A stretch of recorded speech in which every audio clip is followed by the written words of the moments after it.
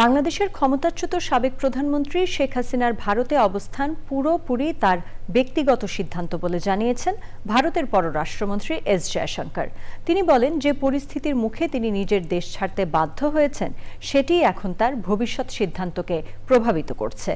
ভারতীয় সংবাদ মাধ্যম এনডিটিভির প্রতিবেদনে এ তথ্য প্রকাশিত হয়েছে।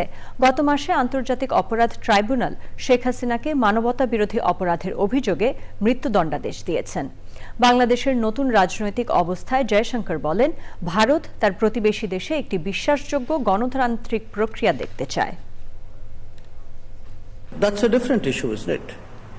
She came here in a certain circumstance, and I think that circumstance clearly